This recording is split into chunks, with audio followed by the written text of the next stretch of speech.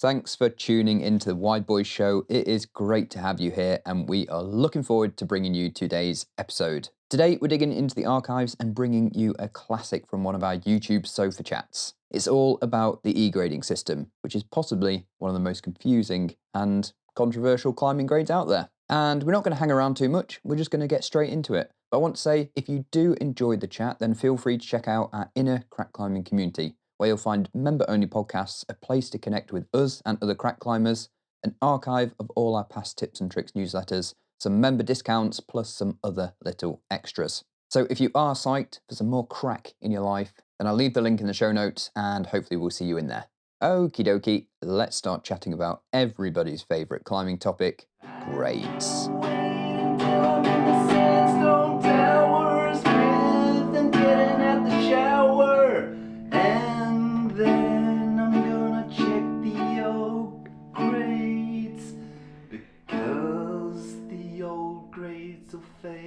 We all love climbing grades, but the most controversial of climbing grade systems, without a shadow of doubt, is the E-grading system. People have been chased out of the country for mistakes and errors within grading this scale. Families aren't even talking over this sort of stuff. So what this needs is two very level-headed, considerate people to get to the bottom of this and work out what the E-grading system is all about. It's going to be controversial. Definitely controversial. I feel like at least you and me are going to upset some people here. Yeah, and there's going to be streams and streams of comments.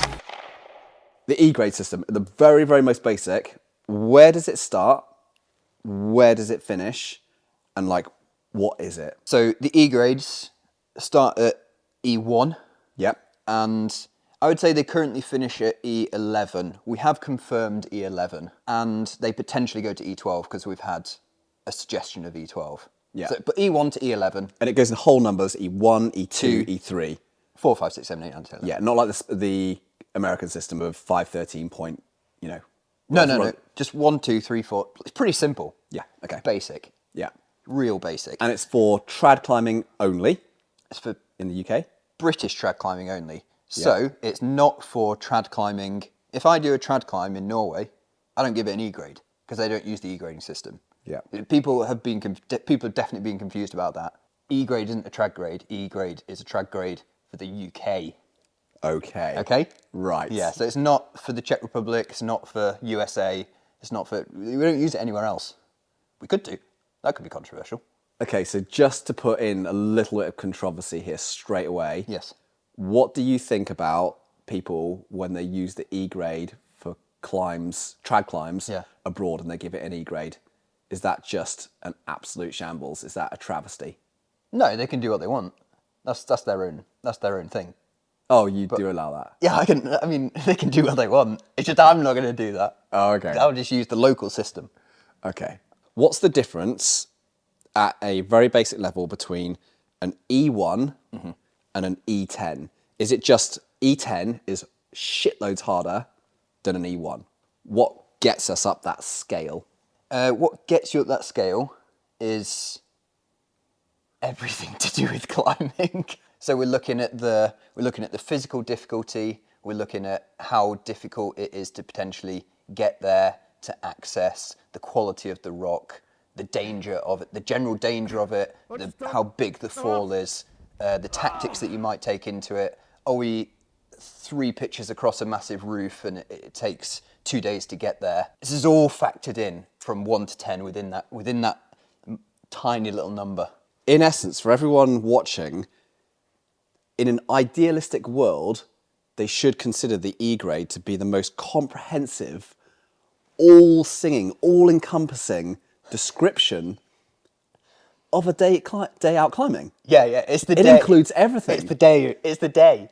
So philosophically, this could be the greatest of all grading scales. Yeah. Except it's not. No, because nobody can, Nobody can agree on it. Okay. No, there's no agreement on it because some people just think it's for one thing and some people think it's for this thing. Some people think it's for the whole day. Some people think it's for... I don't know. I don't even know what I think it's for, but now I've just said it, I think like, yeah, that's a great idea. It encompasses the whole day. It's like, okay, we're going for a day out climbing, and this is my E grade for the day. It's like, yeah, perfect. Yeah, and I think I agree with you that it sounds like it should be really good, but it does have some major downfalls, and it's why it gets argued about so much. And lots of people who don't come to the UK on a regular basis and they come and introduce themselves and climb on our routes on an e-grading system for the first time go, I don't get this, because they look at the grading charts, don't they? And they read down them and they read off their relative French scale, or like the French sport climbing scale, or Australian sport scale, or even a V grade that kind of can line up with your E grade in terms of bouldering ability. And it doesn't work because why? Why can you not just match up, for example, French 8A sport with E7 trad? Because those are where they line up on the route. Yeah, in the middle. Yeah, in the why mid-boundary does this not actually work in reality? I think it's because of all those other factors encompassed in there. And I think the biggest factor that we talk about, kind of neglecting your kind of day at the crag kind of thing, but the other biggest factor is how dangerous and how risky is this route. I think as climbers who can comment on the E-grade system, me and Pete have spent almost all of our climbing careers climbing E-grades all around the UK, and have got a good view on different rock types, different climbing styles, and how it works from first ascents to first repeats to something which is a trade route which has had like 500 ascents, and how that all works out. And I feel like when you've done that much climbing, the system does make sense. It's almost like a lifelong thing that you have to be immersed into for it to finally make sense.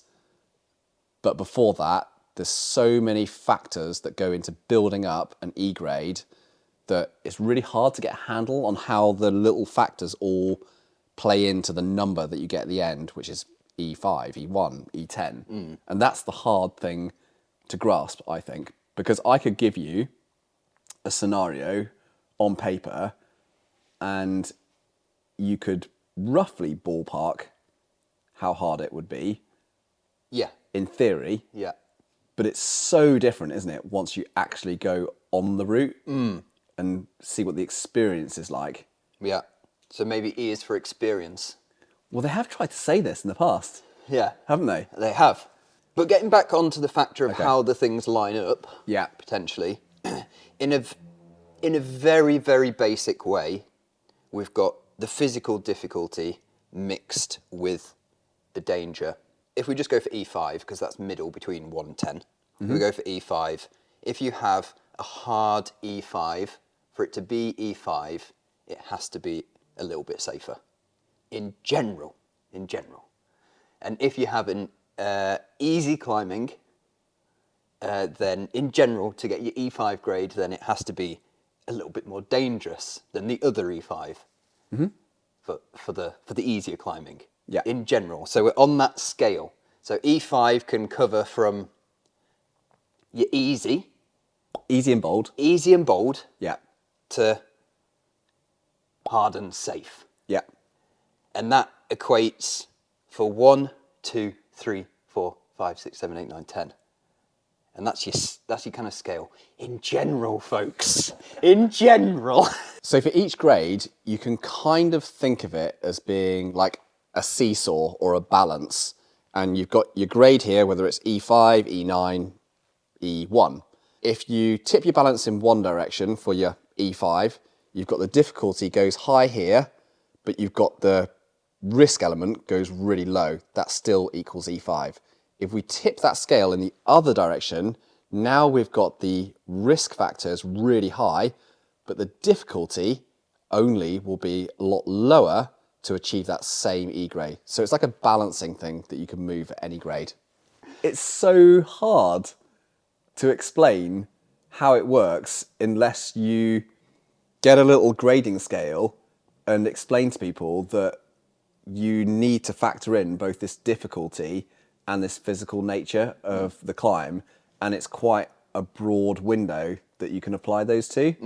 And that's where it's unique compared to any other grading scale in the world that I know of, which doesn't take into account the difficulty. Yeah, you've got one number taking in a few factors, basically, and that it all packages into one number, which is why it's difficult. Because in all the other grading scales, we have one number which takes into consideration one thing, which is generally physical difficulty, and then a number afterwards, or a letter sometimes, which factors in the danger of it.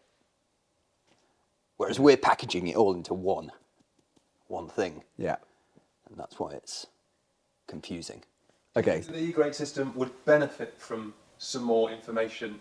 We do. We have the British Technical Grading System.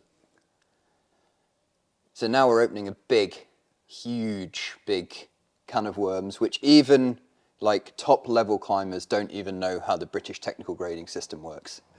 No. Because it stops at 7A. We've scuppered ourselves. I thought it had 7B in it now. Oh, it maybe has 7B. And yeah. 7C. So the British Technical Grading System, that starts at 4A and at the moment goes up to like 7B. But this technical grade afterwards has nothing to do with the sport grade, nothing to do with the French grade. So a technical grade of 6B is nothing to do with French 6B. Don't even try and equate them. It's nothing to do with it. What does it mean? I know how to describe it. What? Okay, I've got it. Yeah. I think I've just solved the e-grading system. How to tell any visitor to the UK or someone who's coming up through the e-grade system what it means. The E number at the start, that represents the physical difficulty of the route combined with the danger aspect. That's what the E number results in. The technical grade afterwards... Sorry, can I just stop you? Not the danger. I don't think we should say danger. Ah, you don't? No, I think we should say risk. Okay. Because danger is like a consequence, isn't it? Whereas risk is the level of that danger or consequence happening. Yeah, that's a really good point. You might have something that's snappy or sketchy or slabby or smeary, and the likelihood of that consequence or danger happening is actually a little bit more than if you had the same grade but it was very positive and a bit more physical. Yeah. So I think we should say risk rather than danger. And this is a good point to make as well. So you have your E grade, which is a combination of the risk of the route and then the physical aspects of the route. How hard is it physically to get up it? Then your technical grade afterwards, I think, can be viewed as just a bouldering grade to describe the crux. It's just that we use this weird British bouldering grade that no one uses anywhere else in the world. And in a way, we could just say a route is E5 V3. Yeah. And people will go, so physically it's in that 5 range and it's the combination of the risk and the physical nature of it overall. And then, the hardest sequence on it is about V3. That's what we have. That's what it is. Interestingly, you say that because when I have graded my first ascents in the UK and I'm thinking up the British technical grade, I have a sheet or a scale which has the British technical grade and with a boulder grade next to it. Oh, do you? Yeah, and that's what basically exactly what you've just said is how I've graded all my routes. Okay. And so I know that like British 7A, I don't know what they equate to now, but has like it's split into 3 boulder grades. So you have like an easy, medium, and hard 7A, and then 7B, easy, medium, and hard, and that's how I've split it. Okay. Because nobody's told me any otherwise, so I've just devised my own thing, and it seems to have worked. No one's complained too much of your routes over the years. And anyway, no one understands it, so it's very hard to complain about it or make comments on it, which is why there's so much debate and argument over this system. Yeah. Also with the technical grade, I've always seen it as like Or I guess I've developed it as the hardest single set of moves, but some people actually see it as the single hardest move, which is why I think we've plateaued at 7A, because people go, 7A is like up to V10, and how can I ever do more than a V10 move on a trad route? This is absolutely desperate. Whereas I've felt like I've done it more on a single set of moves, so the hardest boulder problem of the route rather than a move. Yeah. That's how I've always graded things. Yeah. Yeah. And I think it has evolved that way over time now, and people see it as being a boulder problem. A few moves, yeah, the hardest boulder problem. Yeah. Yeah. Yeah. So if we look at the controversy that we often see around the E grade, and there is a lot of it, where do you think are the real areas where this thing falls down and we have issues? And can we think about some specific examples of when problems have arisen or people have just misconstrued how the system works, whether it's in your own personal experience or things that you've seen in the news?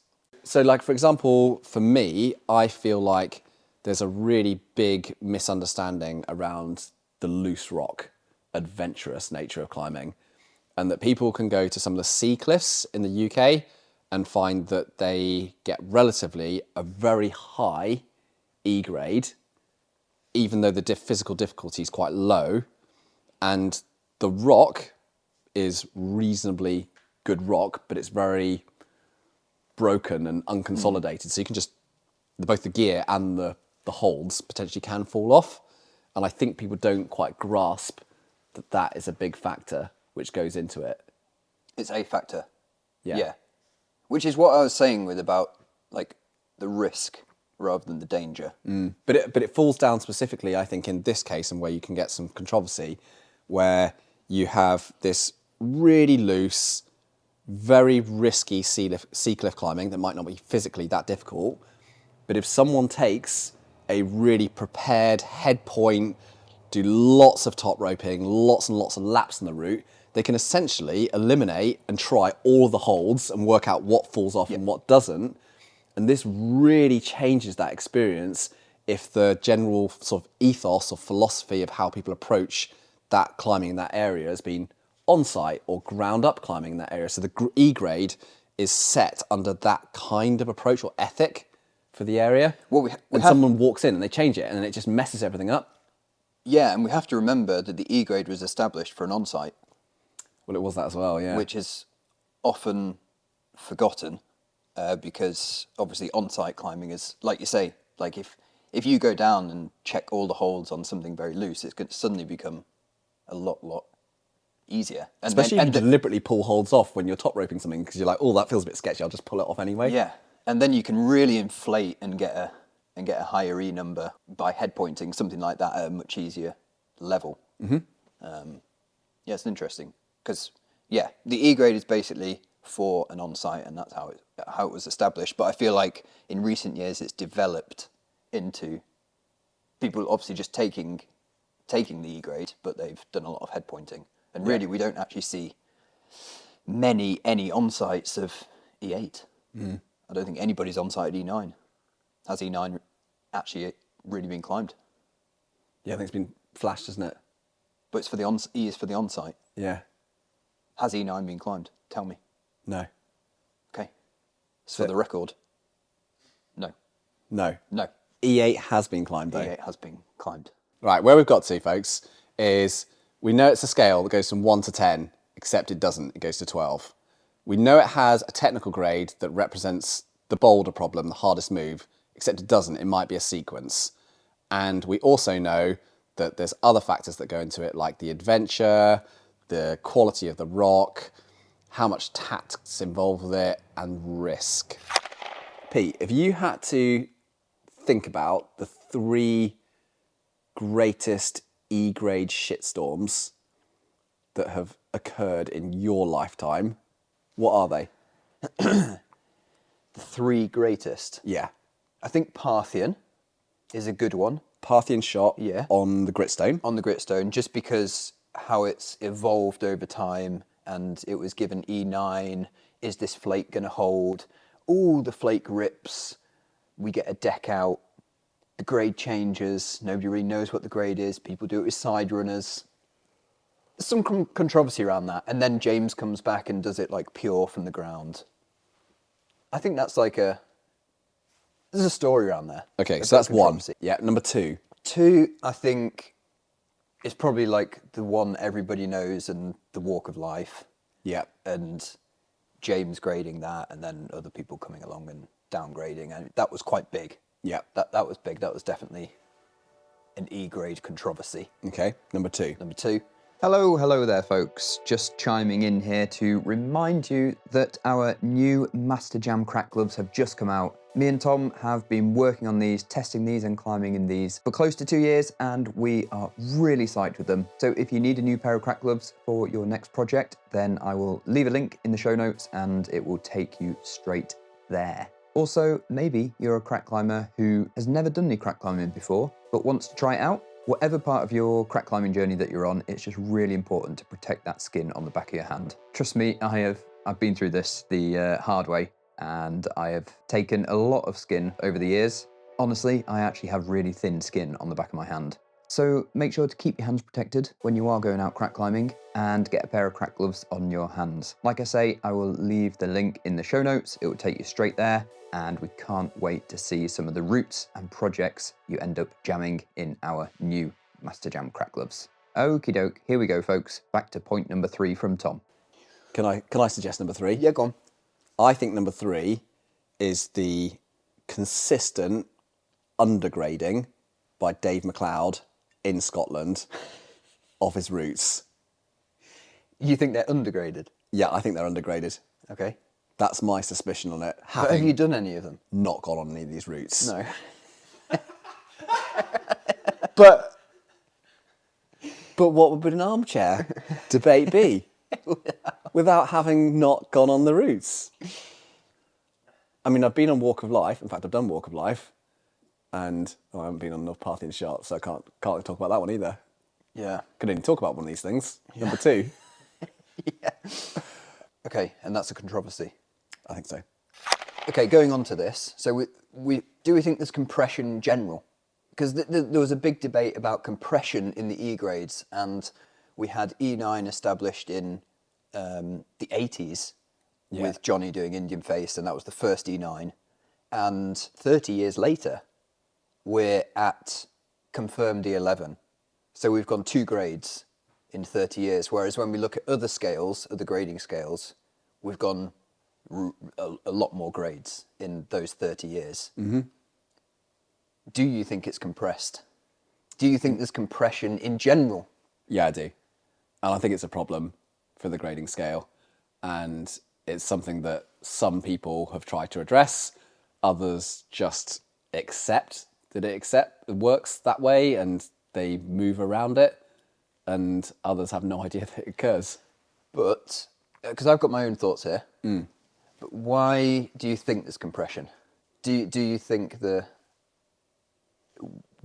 we have progressed further than E11? I think we have, yeah. Yeah, we haven't progressed as far as I think we should have if all things had stayed steady in the way that the sport has evolved. Because, and what I mean by this is, I think over the last 30 years, there's been a movement away from riskier climbing, and people don't put as much time refining how they deal with risk, how they strategize around it, how they develop their mental skills around it. So I think it's like a sort of slightly blunted skill or tactic in the world's best climbers right now. So there's just not as much of it going on. But I also think that there's too much, it's almost like psychological fixation with E9 or 10 just being the top of the scale. And for whatever reason, people don't feel like they want to stick their neck out and move it on from that because it sounds too big. And then we've got a little bit stuck. Yeah. I have a little bit of a thought on this. Oh, yeah. Because I'm I'm not sure. Is that actually compression? Is the compression? I'm not sure, because E9, that was established in the 80s, and we've got an E9 it gets E9 because it's very risky. It's high. It's at the peak of risk. And this is Indian face. This is Indian face in North Wales. I've never been on it or done it, but apparently it gets a 7B plus sport grade. Just to confirm, we're talking about a route here that neither of us have been on. Yeah, neither of us have been on. Yeah. Okay. Yeah. So this is all hypothetical. Okay, that's good. I just want to make sure that we're clear on that, because we wouldn't want people thinking Yeah. that we'd been on this route and we were talking about this route. Just like to baseline establish our arguing Our point. arguing point of that. Yeah, Yeah. because that would be poor. But from people who we've talked to who've done the route, we know that it's the upper end level of that risk factor, and this is why it gets the E9 grade. Okay, so you've talked to someone who did this route somewhere in the past. Yes. I don't think anybody's questioned the grade and said it's higher or lower. I think we can agree that this has been repeated quite a lot of times, and we're on E9 with this, and I feel like we can agree that it's at the riskier end of the scale because it's easier climbing. And that was established, so we know that got the grade of E9 because of the risk attached to it. It's slabby, a bit on-off, potentially. I don't know, not being on it. So we heard. So we heard. But to have huge progression up the E grades, what we're talking about in terms of this, like, we think it's compressed, we have to increase the physical difficulty, but keep that risk factor exactly the same as 1987. Yep. Which is your 7B plus. And so to go to your E10, we have to have your sketchy 7C plus, and then your sketchy 8A plus, and then your sketchy 8B plus. And I just don't think we have had that level of progression, because what we've done is we've massively increased the physical difficulty of our climbing since the 80s, but we've massively decreased the risk that we're taking. And the risk that we're taking on the E11, which is established, let's say Rhapsody, and which is confirmed at E11, it's had many repeats, the risk is way lower. Way, way, way lower than it is on Indian Face. So I think we would have seen the big progression if we'd kept the risk factor the same. Because that, in 87, we were maxed out on risk factor. We maxed it out in 87. So we need to keep that maxed out if we're going to then progress the E grade, because we've increased the physical difficulty, but we have to keep our 87 risk factor. I like what you've done there with that argument.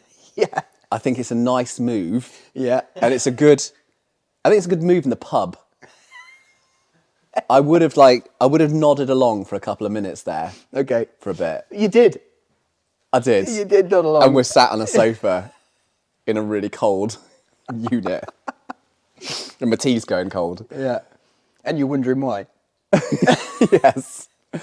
But I feel like the progression of the E grades gets a bit bogged down if you think about the very, very most dangerous stuff, because it's quite absolute in the sense that if you cock it up, you're really, really in trouble. It's extremely serious if you fall off Indian Face. In fact, no one's ever fallen off Indian Face. Yeah. It's that dangerous. But if we nudge it back down a little bit Nudging. and say, now it's pretty freaking spicy, and you might take some very long falls or rip some gear, and you're going to feel really quite nervous. You're going to be mentally very strong for it.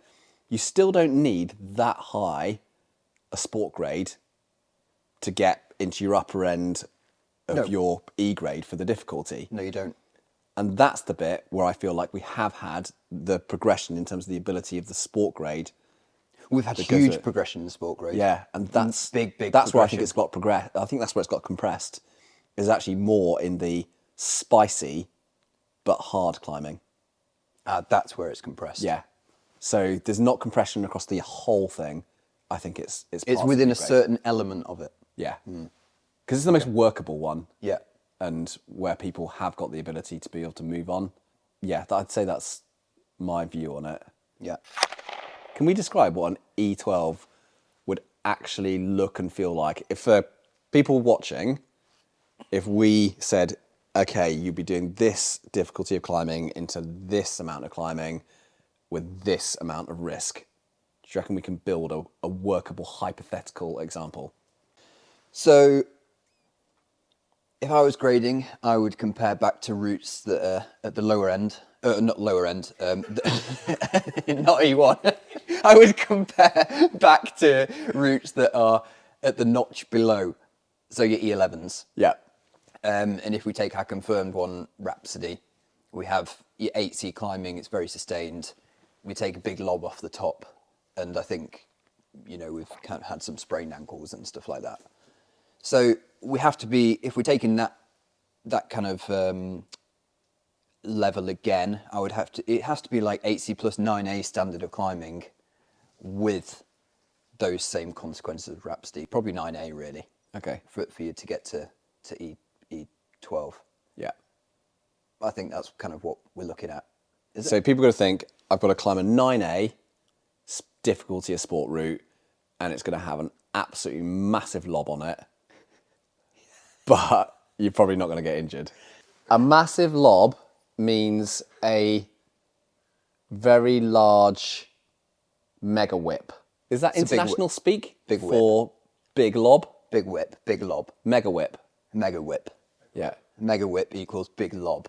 Yeah. Equals trouser filler. I like where you've done that. So the last route that I feel has had quite a lot of controversy around it was Walk of Life, which is this amazing looking slab route down the south coast of the UK, which was made the first ascent by James Pearson. And he gave this thing E12, which was at the time the hardest E grade that existed anywhere in the UK. So it was right at the cutting edge. But very quickly, what happened was it had a couple of repeat ascents, and the repeat ascensionists suggested a really big downgrading of this route from E12 to E9, which people love a bit of gossip. Everyone loves a good downgrade, and especially if it's quite a few numbers. So this really kind of got the media riled up. There was a lot of chat around, was the E12 realistic in the first place? Were the new grades proposed correct? Etc., etc. And I think with that one, it was a circumstance where you've got someone who didn't have loads of experience on a very particular style of climbing, getting outside of their own grading experience range, not their own climbing experience range. And so there was a mismatch of that experience thing, the kind of the risk plus the atmosphere plus the strategy, the tactics involved with it, the overall experience, and being a bit misaligned with that versus some of the repeat ascensionists who had a lot more experience in that range. And I felt like when I did this route last year, so yeah, it was last year that I went and repeated it and spent some time on it and got to know it. I think with reflection, the E9 grade and downgrade was actually really unfair. And I think that it should have been downgraded to E10. But interestingly, what's happened subsequent to when James did it and I did it recently is the route has changed in nature because it's a sea cliff and more holds have appeared on it. Bits of, little triangles of rock have fallen out. And I think having watched the videos and sequences of James climbing it, there's very definitely additional holds on it nowadays compared to when James climbed on it. So I feel like as a repeat ascensionist, I would give James a fair E10 first ascent on that route, and that would have been spot on. The E9 downgrade, I think, was unfair, but the route is adjusted now, so I think E9, top end of it, is fair. Interesting. And that's where I sit with it now. Yeah. At least you can actually talk from some experience there. I know, unbelievable, isn't it? That's the first one we've been able to speak from real life experience. And it's probably completely wrong. Do you think there will ever be a consensus on British trad grades and grading?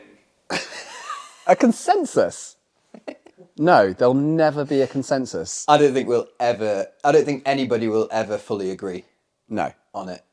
And that's not just British trad grading, that's grading. Mm-hmm. Full stop. So no, there'll never be a consensus. Are E-grades useful without a guidebook? Are E-grades useful without a guidebook? Yes, they are definitely useful without a guidebook because you can see it's E10, and if you're an E5 climber, you're probably not going to go and bother trying it. Like, Yeah. you know, it gives you, like a grade does, it gives you direction of what to expect. And that's what I look at in a grade. Yeah, definitely agree with that. Yeah. What do you prefer, British E-grades or the American system of trad grading? I'm going to be controversial here and say that I much prefer the American trad grading system. And if I could use that system everywhere, I would use it. Yeah, I mean, it gives a good description of No, the it route. does. And it's That's the thing. It does what you need, doesn't it? That's what you need it to do. And if you need to get a bit more context, just write it in the route description. Yeah. In the guidebook. Yeah, it's not a bad system, that. Yeah. Yeah. Do you think there will ever be an E13? Will there ever be E13? I think there will definitely be E13. Yes. It won't be for some time still. Yeah, I think E13 we're quite a long way off that because we only have a couple of E11s. We've got one proposed E12. We're only just sneaking into those grades. I think it's going to take a long time, not a long time, but a bit more time, 10, 20 years to kind of really get that 11, 12 really established before people can start pitching into 13. So the E grading scale is, what's the word? Incredible. No. Exponential. Exponential, yeah, it keeps going. No, not exponential. Infinite. Infinite. The E grading scale is infinite, so we can definitely get E13, but I don't think we're going to see it anytime soon. Or you should just quote Pete on saying that the E grading scale is exponential. That will really confuse everyone. Which single climber do you think pushed E-grades the furthest in their career? Pushed E grades the furthest. Ooh, I think it might be Johnny Dawes. It could be Johnny, yeah. I feel like it was Johnny. He was in that period where the numbers were going up quite a lot, and then he pushed it right to the quite difficult and very, very dangerous. It might have been the biggest jump. I think so. Yeah, I'd agree with that actually. Yeah, Johnny Dawes. Because it was in that earlier period where they were kind of flying through those 7, 8, and then he eventually got to 9 at the peak. Yeah, let's give it to In Johnny. terms of number, I give it to Johnny. I suspect everyone else understands it, but we don't understand it now, having talked about it for so long. This is one of those things where the more you talk about it and the more you think about it, it's almost like the least you understand. Yeah. What you really need to go and do is just go climbing. I think that's the answer. That is the answer, isn't it? That's probably the answer. And every time we sit here and we're just talking on our armchairs, then we get lost. But if we just go climbing and go, yeah, that does feel about E5. Yeah, that does feel like E3. Yeah. And then it works again. And then it works.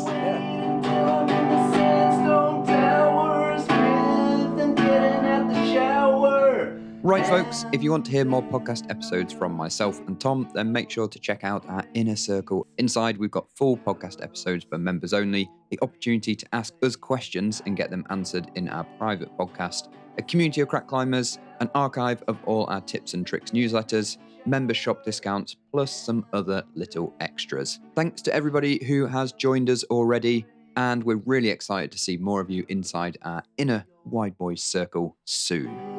This is the way I'm climbing in the Czech Republic.